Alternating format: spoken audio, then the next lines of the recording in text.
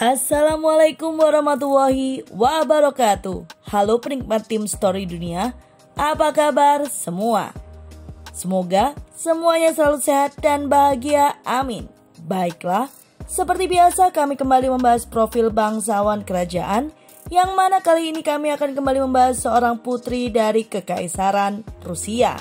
Seorang putri yang memiliki hidup penuh tragedi. Dirinya adalah Grand Duchess Olga Alexandrovna. Tragedinya berawal dari menikah dengan seorang suami yang dipercaya homoseksual hingga runtuhnya kekaisaran keluarganya yang menjadi target pembunuhan. Penasaran dengan kisahnya? Yuk langsung saja disimak video terbaru dari tim Story Dunia. Namun seperti biasa, bagi penikmat baru channel ini, untuk klik like, subscribe, dan aktifkan lonceng notifikasi agar selalu mendapatkan informasi terbaru dari channel kami. Sedangkan untuk kalian yang melewatkan video kami sebelum-sebelumnya, yang tentunya membahas cerita menarik lainnya, dapat dilihat di playlist kami sebelumnya ya.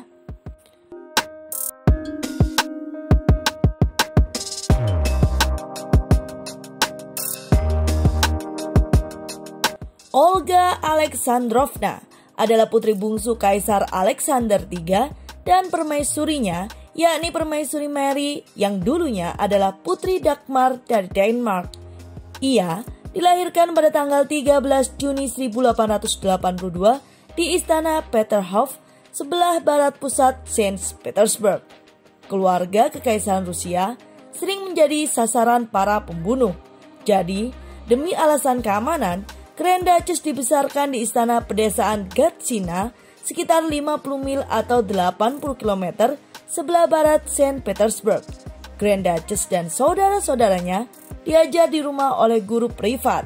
Mata pelajarannya meliputi sejarah, geografi, bahasa Rusia, Inggris, dan Prancis, serta menggambar dan menari. Aktivitas fisik seperti berkuda diajarkan sejak usia dini, dan anak-anak menjadi ahli dalam menunggang kuda. Permaisuri Mary memiliki sifat yang cukup pendiam dan memiliki sikap yang formal terhadap Olga ketika masih kecil, dan bisa dikatakan hubungan mereka bukanlah hubungan yang dekat. Namun berbeda dengan ayahnya, sang Tsar, Olga, ayahnya dan adik bungsunya Michael memiliki hubungan yang sangat dekat. Bersama-sama, ketiganya sering melakukan pendakian di Gutan Gatsina, tempat Tsar mengajari Olga dan Michael ilmu kayu.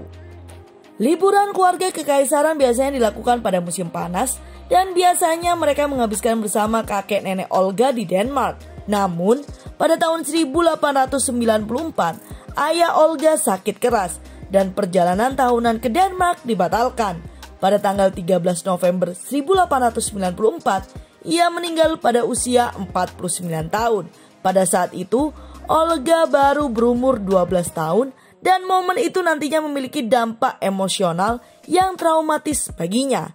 Dengan wafat ayahnya, kakak tertuanya kini menjadi Tsar baru, yakni Tsar Nicholas II.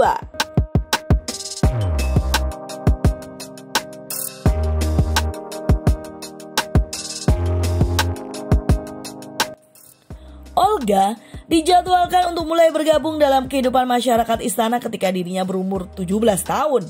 Namun, pada akhirnya ditunda selama setahun karena pada saat itu terjadi duka di keluarganya karena kematian saudara laki-lakinya George yang pada usia 28 tahun.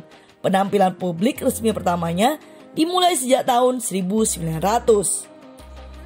Olga berkelana ke kehidupan pengadilan setahun kemudian karena kematian kakaknya, dan dia membenci penampilan pertamanya. Dia mengatakan rasanya dikurung dan dipajang. Setelah ini, Olga pergi ke acara-acara dengan ditemani oleh Duke Peter Alexandrovich dari Oldenburg.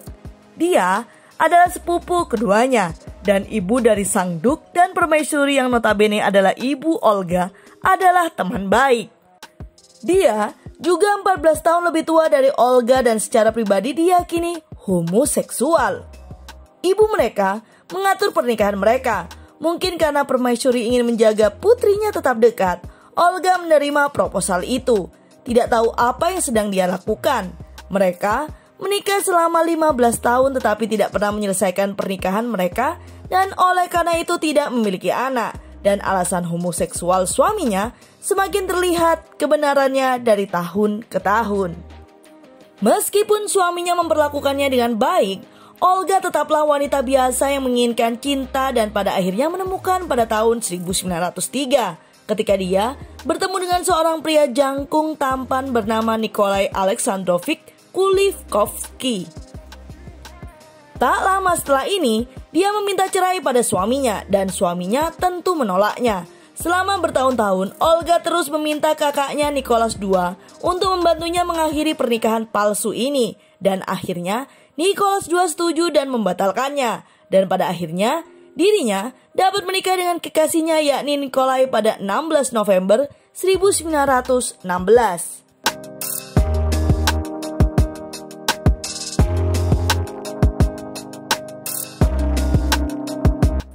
Selama perang, ketegangan internal dan kesulitan ekonomi di Rusia terus meningkat dan simpati terhadap revolusi pun tumbuh.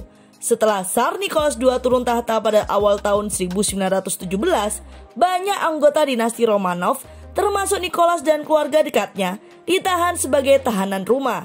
Untuk mencari keselamatan, janda permaisuri Adipati Agung Alexander dan Adipati Agung Olga melakukan perjalanan ke Crimea dengan kereta api khusus, di mana mereka ditemani oleh saudara perempuan Olga, yakni istri Alexander, Adipati Agung Xenia. Mereka tinggal di perkebunan Alexander Aitodor, sekitar 12 mil atau 19 km dari Yalta, di mana mereka dijadikan tahanan rumah oleh pasukan lokal. Pada 12 Agustus 1917, anak dan putra pertamanya, Tikhon Nikolaevich, lahir selama mereka menjadi tahanan rumah. Keluarga Romanov yang terisolasi di Crimea hanya tahu sedikit tentang nasib Tsar dan keluarganya. Nicholas, Alexandra, dan anak-anaknya, mereka awalnya ditahan di kediaman resmi mereka, Istana Alexander. Tetapi, pemerintah sementara di bawah Alexander Kerensky memindahkan mereka ke Tobolsk, Siberia. Seluruh keluarga Romanov di Crimea dijatuhi hukuman mati oleh Dewan Revolusioner Yalta. Namun, eksekusi tersebut ditunda karena persaingan politik antara Soviet Yalta dan Sevastopol. Pada bulan Maret 1918, kekuatan sentral Jerman telah maju ke Crimea dan pasukan pengawal revolusi digantikan oleh pasukan Jerman. Pada bulan November 1918, pasukan Jerman diberitahu bahwa negara mereka telah kalah perang dan mereka dievakuasi pulang ke rumah. Pasukan sekutu mengambil alih pelabuhan Crimea untuk mendukung tentara putih yang loyalis yang memberikan waktu bagi anggota keluarga Romanov yang masih hidup untuk melarikan diri ke luar negeri.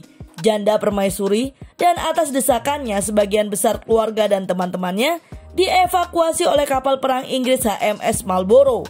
Nicholas II telah ditembak mati dan keluarga tersebut berasumsi dengan tepat bahwa istri dan anak-anaknya juga telah dibunuh. Awalnya, Olga dan suaminya menolak meninggalkan Rusia dan memutuskan untuk pindah ke Kaukasus yang telah dibersihkan oleh tentara putih dari kaum Bolshevik revolusioner. Seorang pengawal kekaisaran, Timofey Yasik, membimbing mereka ke kampung halamannya, desa besar Kosak di Novominskaya, di sebuah rumah pertanian sewaan dengan 5 kamar di sana.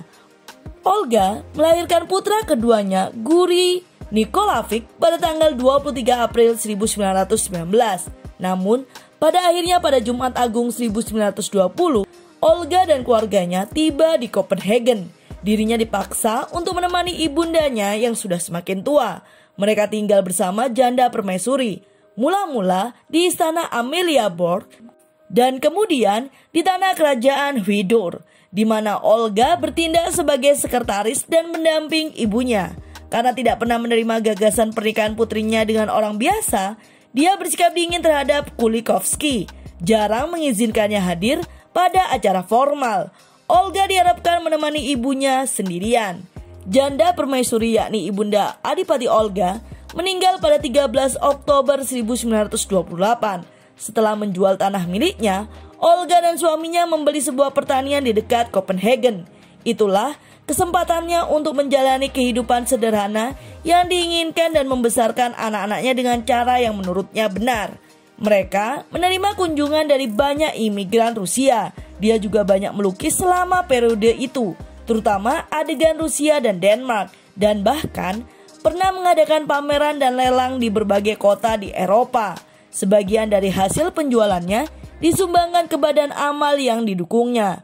Pada akhir Perang Dunia II, Olga dituduh berkonspirasi melawan pemerintah Soviet dan khawatir bahwa dia akan menjadi target upaya pembunuhan. Setelah ini, dia dan keluarganya pindah ke Kanada. Mereka menetap di sebuah pertanian di Campbellville, Halton Country, sementara putra-putranya dan yang sudah berkeluarga pindah ke Toronto. Ketika usianya dan suaminya semakin tua dan mereka kesulitan dalam untuk mengelola pertanian, akhirnya mereka juga pindah ke Toronto.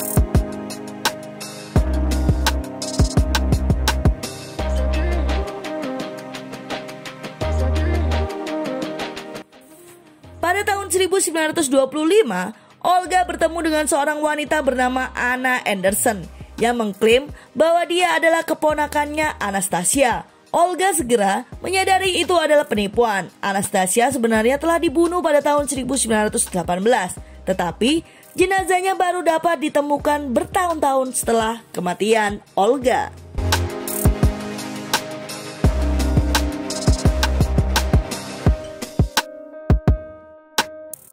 Pada tahun 1958, suami Olga hampir lumpuh dan dia menjual sebagian sisa perhiasannya untuk pengobatannya. Setelah kematian suaminya pada tahun 1958, ia menjadi semakin lemah hingga dirawat di rumah sakit pada bulan April 1960 di Rumah Sakit Umum Toronto. Dia tidak diberitahu atau mungkin saja kesadarannya telah jauh berkurang bahwa kakak perempuannya, Xenia, meninggal di London pada bulan itu. Dan hanya berselang 7 bulan dari kematian sang kakak, dia mengalami koma pada tanggal 21 November 1960 dan meninggal pada tanggal 24 November pada usia 78 tahun. Dia dimakamkan di samping suaminya di pemakaman York, Toronto pada tanggal 30 November 1960 setelah upacara pemakaman di Katedral Kristus Juru Selamat, Toronto. Meskipun ia hidup sederhana, membeli pakaian murah dan berbelanja serta berkebun sendiri, tanah miliknya bernilai lebih dari $200.000 Kanada atau jika dikurskan pada tahun 2021 sekitar $1,83 juta Kanada. Baiklah, itu adalah cerita singkat perjalanan hidup dari seorang Grand Duchess Olga Alexandrovna dari Kekaisaran Rusia yang harus melewati hidup yang berliku. Dan seperti biasa, semoga video kami selalu dapat memberikan hiburan yang informatif. Jangan lupa untuk meninggalkan pesan di kolom komentar dan nantikan video terbaru lainnya di channel Tim Story Dunia. Wassalamualaikum warahmatullahi wabarakatuh.